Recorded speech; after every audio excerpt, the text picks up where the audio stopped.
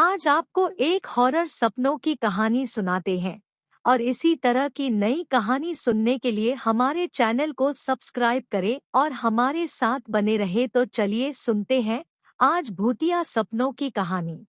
और यह कहानी है सीट और अदिति की। यदि तुम सपने में कोई प्रेत देखते हो तो समझ लो कि कोई प्रेत तुम्हारे आसपास है। कभी कभी वो प्रेत अपनी उपस्थिति का जबरदस्त एहसास कराने के लिए तुम्हें सपने में ही चोट पहुंचाते हैं और वो चोट तुम्हें वास्तविक रूप से कई दिन तक परेशान भी कर सकती है। वीडियो चैनल का उद्घोषक लगातार बोल रहा था, क्या बकवास सुन रहे हो तुम? ये वीडियो चैनल दिन रात यही सब बकवास करते रहते हैं, कुछ अच्छी बातें भी देख लिया करो। अदिति ने सिड को समझाते हुए कहा। सही कह रही हो अदिति, ये सब बकवास सुनने से दिमाग में कई किस्म के भ्रम पल जाते हैं। सिड ने वीडियो चैनल को बंद करते हुए कहा। सुनो, 4 दिन के लिए मम्मी के घर जाना है, तुम खाने का कैसे करोगे? कुछ घर से ही भिजवा दिया करूँ या तुम खाना खाने घर ही आ जाया करोगे? अदिति ने सिड से पूछा। अरे यार, मेरे खाने की चिंता तुम मत करो, कुछ न कुछ हो जाएगा, कभी तुम्हारे घर कभी स्विग्गी जिंदाबाद, सिड ने जवाब दिया। ठीक है, मैं तुम्हारा खाना तैयार रखा करूंगी, आकर खा लेना या पैक करा कर ले आया करना, अदिति बोली। 4 दिन की ही तो बात है, तुम चिंता मत करो, सब मैनेज हो जाएगा, सिड बोला।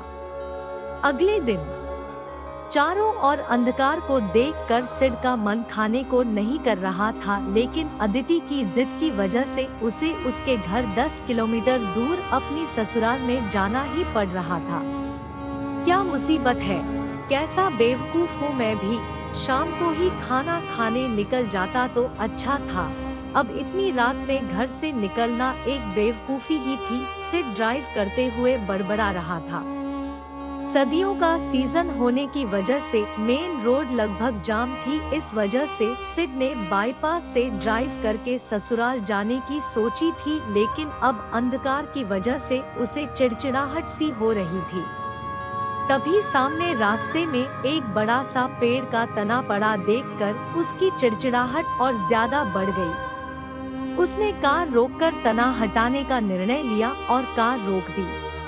तना काफी भारी था, जैसे ही उसने वो तना उठाया, सामने काले कपड़े पहने अंधेरे में अंधेरे का हिस्सा बना वो हैवान उसके सामने आ गया। उसका डीलडोल देखकर सिड थोड़ा घबरा गया और पीछे हटा। वो इंसान या हैवान जो भी था, उसने आगे बढ़कर सिड को पकड़ना चाहा। सिड को कुछ नहीं सूझा, कार तक पहुंचना संभव नहीं था, इसलिए वो विपरीत दिशा में दौड़ पड़ा। वो इंसान या हैवान जो भी था अब सिड के पीछे दौड़ रहा था। रास्ता इतना खराब था कि सिड चाह कर भी तेज नहीं दौड़ पा रहा था। सिड ज्यादा देर न दौड़ सका, जल्दी ही उस हैवान ने सिड को पीछे से पकड़ लिया और उसकी विशाल भुजाएं सिड की छाती पर लिपट गई। उस हैवान की पकड़ इतनी मजबूत थी, सिड उस पकड़ से निकल नहीं पा रहा था। उस पकड़ की वजह से सिड की छाती में भयानक दर्द हो रहा था और उसका दम घुट रहा था। दम घुटने के उन्हीं क्षणों में सिड की आंख खुल गई और उस भयानक सपने का अंत हो गया। सिड के चारों तरफ अंधकार था, सर्दी के मौसम में भी वो पसीने से तरबतर था और सबसे खतरनाक बात, जहां उस हैवान की बाहें सिड की छाती पर कसी हुई थी, उस जगह अब भी असहनीय दर्द हो रहा था।